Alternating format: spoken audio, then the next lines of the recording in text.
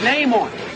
Just put your name on it. That's all I say. Be a man or a woman. Put your name on it. Well, I'd like to hear about it, potheads. How the fuck you gonna know how to be great if you don't study greatness? Look at the game tape. Donuts. Oh, yeah. You know, you're not a bad-looking man, Mr. Gals. But you are, Blanche. You are in that chair. There's something wrong with us. Something very, very wrong with us. Oh, hey, buddy. Oh, yeah.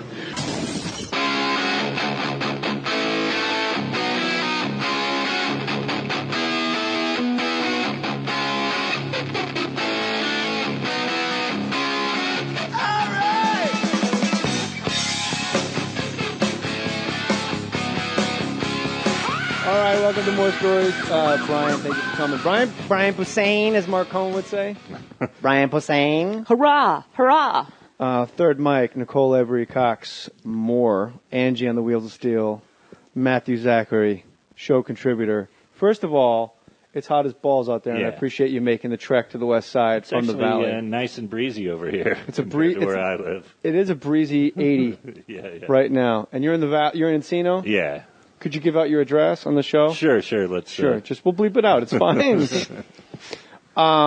So first, everybody go to Amazon through jmohr.com and buy Fart and Wiener Jokes. Please. Not the Brian Posehn DVD. I just want you to randomly look for Fart and Wiener Jokes and make that happen. Here, Brian Posehn at the Brian Posehn, Posehn, and his tour dates are on brianposehn.com. Cam. I'm in Chicago. Yeah. So far, you can find him there too. You can find him. So far, so terrible, JJ. .cam. You can find him there. That's an O. Star of Comedians of Comedy. My wife and I have watched that. Without exaggerating, we've watched that 6 times, right? Really? Oh, yes. Oh, yeah. Indeed. You guys set the bar pretty high. Oh, thanks. It makes us tremendously happy. Oh, And nice. we actually went to see you in Vegas with Sarah I remember. Silverman, Beardo, and Weirdo, which I thought was weird that you went as Sarah Silverman. Right. I thought that was bizarre choice of you. You have less hair. Uh-huh. According to Sarah. That was very strange to see you guys in the front row. We didn't mean to be. Yeah, I still remember that show. Because not often do you play to other comics in the front row. You always play to them in the back. You hear your buddy in the back going, ha. That's funny. Not laughing. Instead, Just going, that was funny. Yeah. There's my ex-neighbor and another comedian. We used to live together or next to each other. No, we can just come out of the closet now. Brian and I were next door neighbors in the house that Dave Rath built. You lived with Barry Katz and I lived with Dave Rath. And Doug Benson, Todd Glass. And Todd Glass was on the podcast. Benson kind of lived there after the earthquake. So it's kind of like the facts of life. Yeah. Sounds like it. So who would that make like me? A hodgepodge of I was like Motley Joe. Crue. I was like Joe. I was the fat one and Tootie. That really is in my show notes. It really is. I'm like, how do I work in how he was the fat one and Tootie? Natalie. Done. Right. Was Natalie your favorite person on Facts of Life? Mindy no, Kaling? the one, I won't even get into it. It's not Mindy Kaling. The one. Mindy Kaling's the Indian actress. The friend who came on, it was a comedian with cerebral palsy. That's my wife.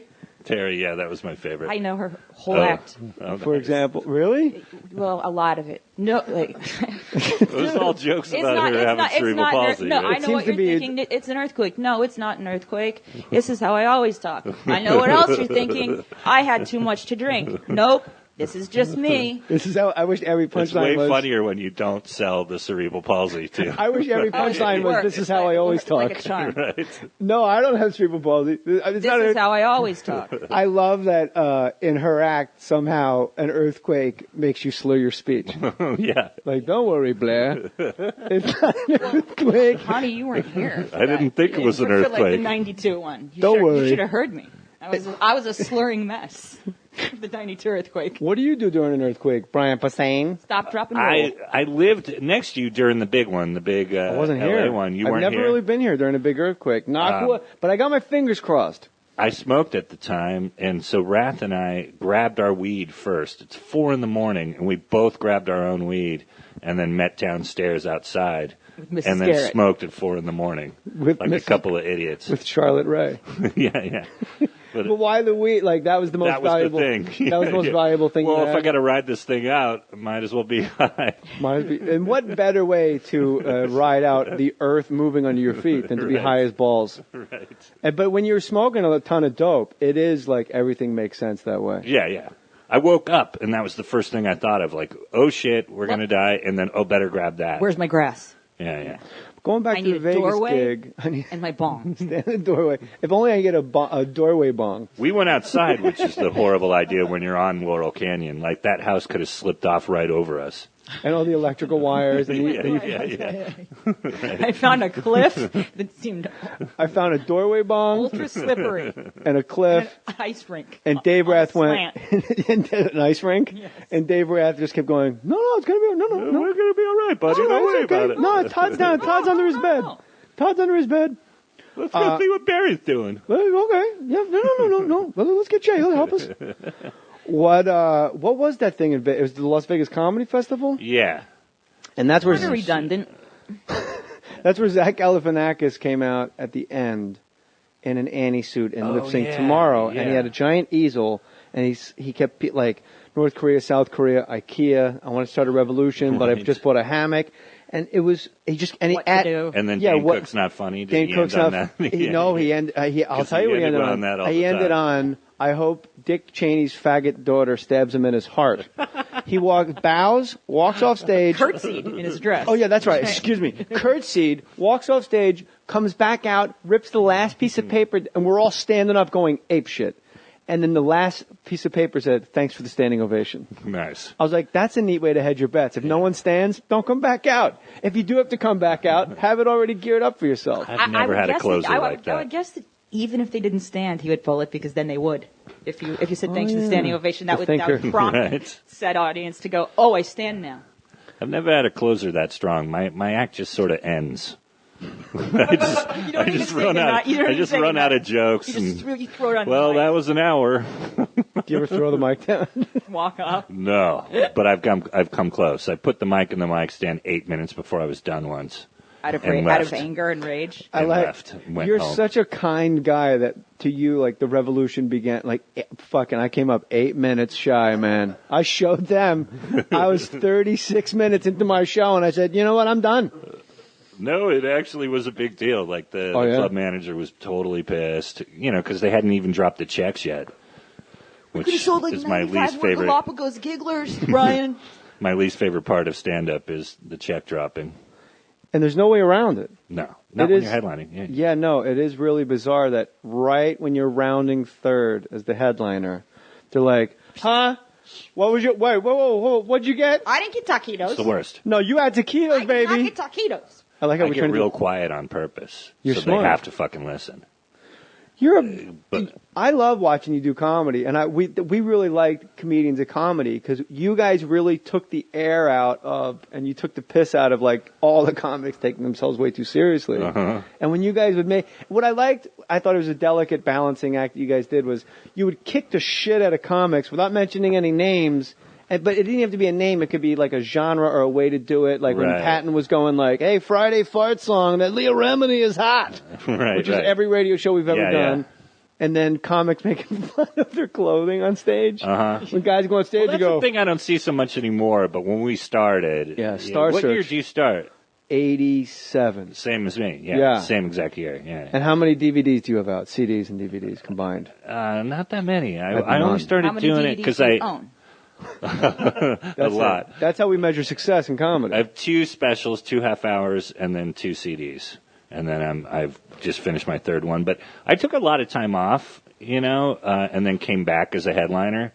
Because before that, I didn't really have headlining credits. But then I kind of worked on Mr. Show, was on Just Shoot Me, and then barely did stand up in LA for a while. Like on purpose? I hated doing the road when I was young. You've always had the ability to headline. Yeah, well, I did it. Yeah, but when I stopped, I was just a middle, and then kind of got the credits, and then came back and was instantly a headliner. Was and it then the we same did act? Of comedy. No, it was so different. So you were working and writing on a new act. Yeah, doing like alternative rooms, for lack of a better word. Doing like Largo and all those things. This is before you were living. You come from almost poverty, comedy beginnings. You're like the classic guy. You shared, according to my notes here, you lived with 3 other guys before you were married to your lovely wife, Melanie, I believe. Yeah. You slept on a futon and you pissed in Snapple bottles. Yes, that's in my show notes. Yeah. I did that in a couple different states. I did that in New York too. Well, my wife had an interesting. Bottles in New York for a while. She had a great point about it. That's a hideous choice, and to which I replied, "It's a great choice because it's got a wide mouth for your giant hog that you need to accommodate." 4 in the morning. The Brian Posehn hog that we all know about. Giant baby cock. That's like jumbo shrimp. You know, it's like a military. I have a big dick for a baby. Honest lawyer. You ever see an infant that like, God, that kid's got a big cock? I've got ours we as have a grown up. We have one. We actually when he got have circumcised, but it's not that big because they're still babies. No, he's got like a man's. No, I wish I could sell that. The baby has like a 6-inch penis. It's a bizarre situation in there. It really is. I'll have to check out your baby's cock before I leave. Feel free, my friend. Anytime. At any rate, you pissed in Snapple bottles, and I said to my husband, that doesn't seem wise. If you're stoned and sleepy, and you lean over in the night, and let's say you're not well hydrated, your piss tends to look a lot like Snapple. That's right. Yeah, well, I knew better. So you probably I wasn't going to drink the bed Snapple. Oh, so you had a separate area for drinking Snapple? The refrigerator. Oh, boy, is my face red. I like how you piss in Snapple bottles, and I'm an asshole for not putting them in the right place. Right. You're like, no, I wouldn't drink bed Snapple. I'm not an asshole. There's fridge Snapple. There's bed Snapple. Seriously, where's your baby? Well, it comes from the reason I did it is because I sleep in the nude, which no one wants to think about. I do. But having roommates, I'm happy I'd have to, like when I lived with Wrath and I had to go out to use the bathroom, if they were up late playing video games or whatever, which was every they night. saw me cupping my balls. Because I'd walk out completely nude. Like, hey, what's up, fellas? And you've always slept in the nude? Yeah. Why? Just so you're most comfortable? I sweat a lot because I'm fat. Well, that's now. Where did you grow up? Northern California, Sonoma. You like my incredible interview techniques? Yeah. Wait, what? Wait. What are we talking about? Oh, yeah, where'd you grow up? So there's a lot of grass up in Northern California, but then you quit smoking pot. How long ago did you quit? 16 months. And was there did it come to a tipping point where you're like, this has to end? No, it was a thing. Well, I talked about it. I talked about Marin's thing, but my you had to get it in there, didn't you? My therapist. You had to get Marin in there, didn't you? No, I'm kidding. My therapist basically called me a pussy because I spent so much time the last couple of years. That's all I was talking about to her.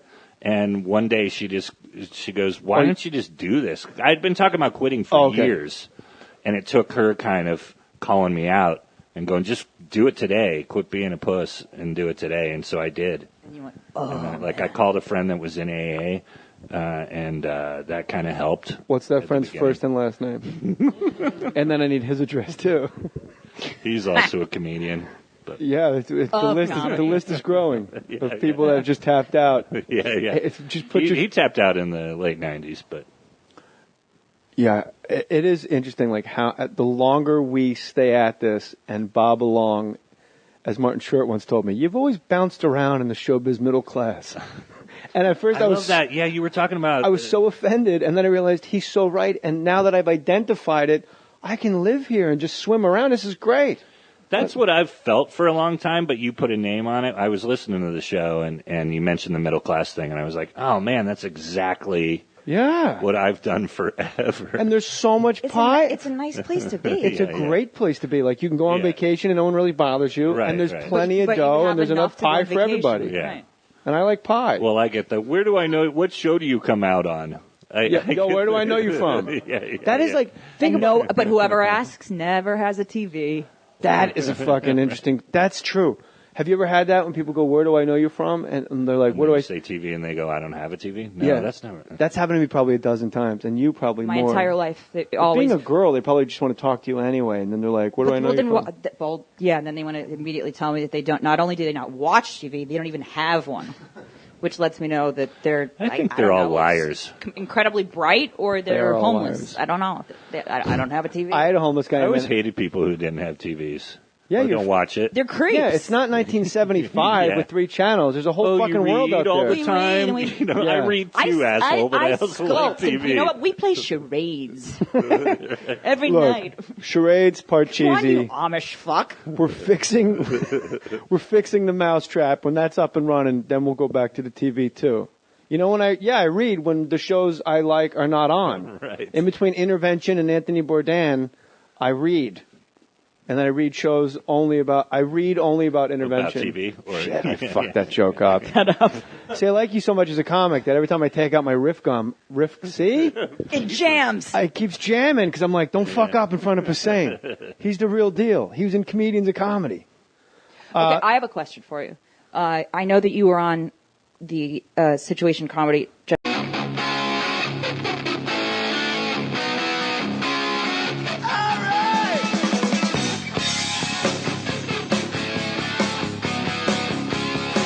All right, welcome to Mohr Stories.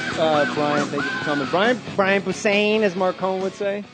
Brian Posehn. Hurrah! Hurrah! Third mic, Nicole Every Cox Moore, Angie on the Wheels of Steel, Matthew Zachary, show contributor. First of all, it's hot as balls out there, and I appreciate you making the trek to the west side from the valley. It's nice and breezy over here. It's a breeze. According to Sarah. It was very strange to see you guys in the front row.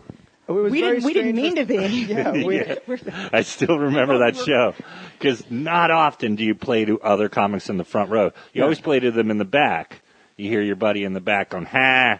That's funny. Not laughing, Instead, just going, "That was funny." Yeah. There's my ex-neighbor and another comedian. We used to live together or next to each other. No, we can just come out of the closet now. Brian and I were next door neighbors in the house that Dave Rath built. You lived with Barry Katz, and I lived with Dave Rath. And Doug Benson, idiot managers. Todd Glenn. I'm in Chicago. Yeah. So far, you can find him there too. Far, you can find him. So far, so terrible, JJ. That Cam, you can find him there. That's an O. Star of Comedians of Comedy. My wife and I have watched that. Without exaggerating, we've watched that 6 times, right? Really? Oh, yes. Oh, yeah. Indeed. You guys set the bar pretty high. Oh, but thanks. It makes us tremendously happy. Oh, And nice. we actually went to see you in Vegas with Yeah, I Sarah remember. Silverman, Beardo, and Weirdo, which I thought was weird that you went as Sarah Silverman. Right. I thought that was a bizarre choice of you. You have less hair. Uh-huh. Where I live. It is a breezy 80 right now. And you're in you're in Encino? Yeah. Could you give out your address on the show? Sure. Let's. Sure. Just we'll bleep it out. It's fine.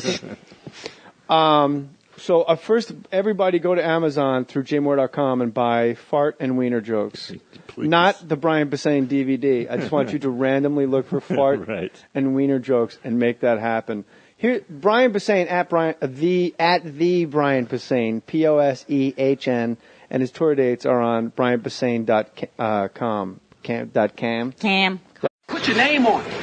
Just put your name on it. That's all I say. Be a man or woman. Put your name on it. Well, I'd like to hear about it, potheads. How the fuck you gonna know how to be great if you don't study greatness? Look at the game tape. Donuts. Oh yeah! You know, you're not a bad-looking man, Mr. Gals. But you are, Blanche. You are in that chair. There's something wrong with us. Something very, very wrong with us. Hey, buddy. Oh, yeah.